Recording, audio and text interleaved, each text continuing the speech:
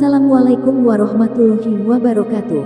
Allahumma sholli ala Sayyidina Muhammad wa ala ali Sayyidina Muhammad. Pemirsa yang dirahmati Allah, marilah kita simak ceramah dari Kiai Haji Abdullah Gimnastiar dengan tema Allah yang Maha Mencukupi Segala Keperluan.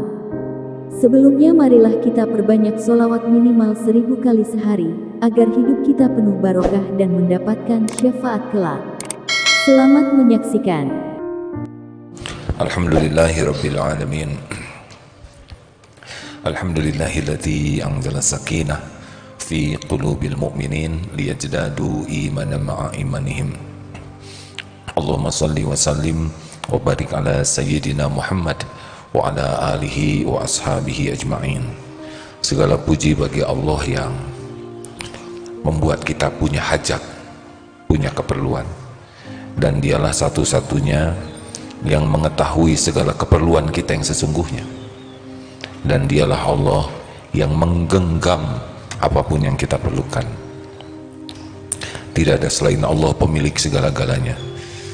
Allahumma sholli ala sayyidina Muhammad. Uriduha alaika fa kaifa yarfa'u ghayruhu ma kana huwa lahu adian man la yastati'u an yarfa'a hajatan an nafsihi fa kaifa yastati'u an yakuna laha an ghairihi rafi'an. Jangan mengadu atau meminta sesuatu hajat kepada selain Allah, sebab Ia sendiri yang memberi atau menurunkan hajat itu kepadamu. Maka bagaimanakah sesuatu selain Allah akan dapat menyingkirkan sesuatu yang diletakkan oleh Allah? Siapa yang tidak dapat menyingkirkan bencana yang menimpa dirinya sendiri, maka bagaimanakah akan dapat menyingkirkan bencana dari yang lainnya? Masya Allah. Maaf hadirin. Jadi yang menciptakan kita adalah Allah. Allah yang mendesain diri kita dengan sempurna sampai ke yang paling kecil. Tidak ada yang paling tahu tentang diri kita selain pencipta kita. Nah, selain Allah ciptakan diri kita, juga Allah menciptakan keperluan, hajat-hajat kita yang diperlukan oleh tubuh ini. Allah yang menciptakan. Kita perlu oksigen, Allah yang menciptakan paru-paru ini, Allah juga yang menciptakan oksigennya. Kita perlu berbagai nutrisi, apakah karbohidrat, protein, semua, dan kita tidak tahu kenapa kita memerlukan itu. Kenapa kita perlu karbohidrat? Kita tidak mengerti. Tapi Allah yang menciptakan supaya kita punya energi, juga Allah siapkan makanannya. Siapa yang menanam padi, siapa yang mengetam sampai ke piring kita. Siapa yang memancing di laut sampai ke piring kita. Siapa yang nanam cabai, cengkeh, tomat, segala sayuran sampai. Kita perlu madu, madu menguatkan, Allah gerakan lebah terus dari bunga ke sarang, pulang pergi terus. Itu untuk kita. Kita tidak usah sibuk mencari serbuk sari karena tidak mengerti. Allah olah semuanya. Jadi sekali lagi, Allah sangat tahu keperluan, kebutuhan kita karena Dia yang menciptakan keperluan itu. Seperti tidak hanya yang fisik ya, yang Allah ciptakan, tapi juga yang non fisik. Seperti kita ingin dipuji, kita ingin kasih sayang, kita ingin dihormati, kita ingin dihargai, kita tidak mengerti kenapa perasaan itu ada pada kita, ya kan? Kenapa kita ingin dihormati, ingin dipuji, ingin dihargai? Nah, semua hajat itu, semua keperluan kita itu, yang kita perlukan itu ada dalam genggaman Allah.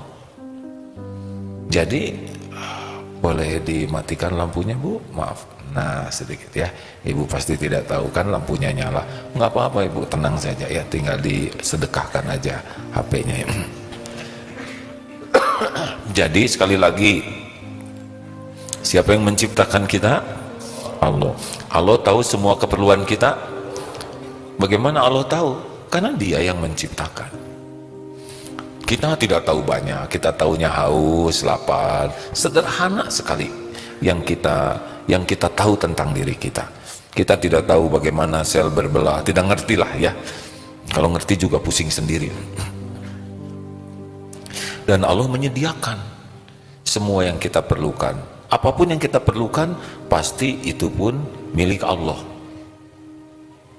Apapun pasti milik Allah. Dan satu lagi, dan sampainya yang kita perlukan hanya dengan izin Allah. Jadi Allah membuat kita berhajat itu, punya keinginan, punya keperluan, semata-mata supaya kita jadi dekat dengan Allah. Itu saja sebetulnya inti dari hajat itu. Supaya kita jadi dekat dengan Allah.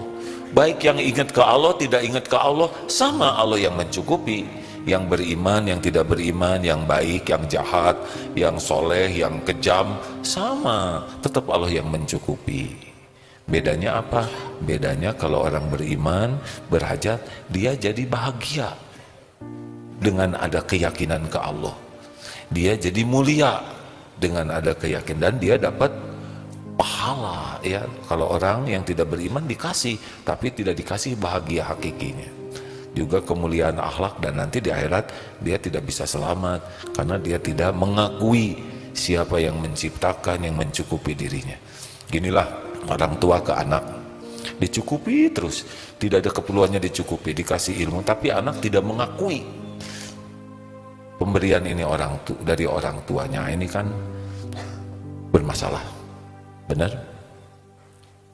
Jadi sebetulnya kita jangan risau dengan keperluan kita, karena yang kita tahu tentang keperluan kita itu sedikit, dan selama ini juga dicukupi tanpa ingat, tanpa minta ke Allah. Nah, apalagi kalau minta, disinilah sebetulnya rahasianya. Jadi makin ada banyak keperluan, makin minta ke Allah. Sebetulnya dengan kita mengadu, meminta, munajat, itu ada sesuatu yang bahagia yang tidak dimiliki oleh orang yang tidak terkoneksi ke Allah. Semuanya punya masalah. Apalagi kalau saya lihat dari depan ini jelas ya. Ini wajah-wajah apa? Wajah-wajah orang yang ahli ibadah, tapi banyak masalah, ya kan?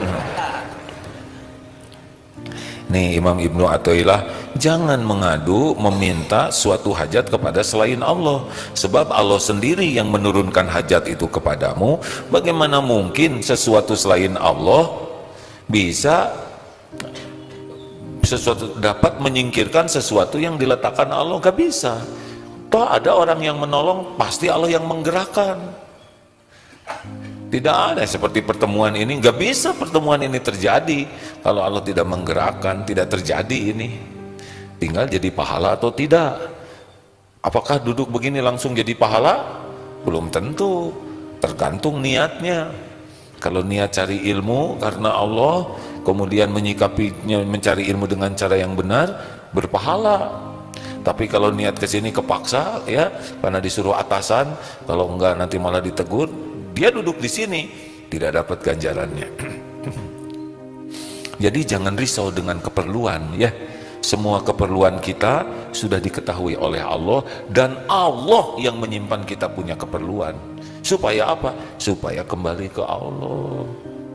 Lah orang-orang banyak yang nggak berdoa juga dicukupi tuh, nggak sholat, rezekinya banyak. Kenapa? Karena dunia ini tidak ada harganya bagi Allah. Jadi penjahat, gangster, pembunuh, yang musyrik, munafik, kasih saja dunia ini, gak dibawa kemana-mana kok. Di sini saja. Apa Bapak pikir orang-orang yang kaya itu ngelihat semua kekayaannya? Enggak. Apa yang rumahnya banyak, sekali tidur misah-misah gitu badannya? Gak bisa. Apakah yang punya peternakan sapi ditelan sapinya? Enggak. Kasih kolesterol aja selesai itu sapi, ya. Yang punya kebun durian kasih asam urat, paling enak nih, udah cuman segitu aja, nggak berani dia makan banyak. Jadi jangan kagum ya dengan orang kaya punya ini, biasa saja, sebentar kok. Nah, nih diuji, wah, orang beriman yang diuji ya, kasih aja, enggak dinikmati kok. Apakah dia bahagia dengan kekayaan? Enggak. Bahagia itu milik Allah. hanya diberikan ala bizikrillah tatmainnul qulub. Camkan, hanya dengan mengingat Allah hatimu akan tentram. Nah, hajat-hajat, keperluan-keperluan yang Allah, macam-macam keperluan kita tuh ya. Ada kefinansial, ada kesehatan, ada urusan keluarga, ada masalah anak, ada masalah dengan mertua, ada masalah perjodohan, ada ujian sekolah, macam-macam. Ini semuanya punya hajat beragam, ya kan? Ada pedagang, sekarang banyak saingan, macam-macam. Semuanya itu satu, supaya kembali ke Allah.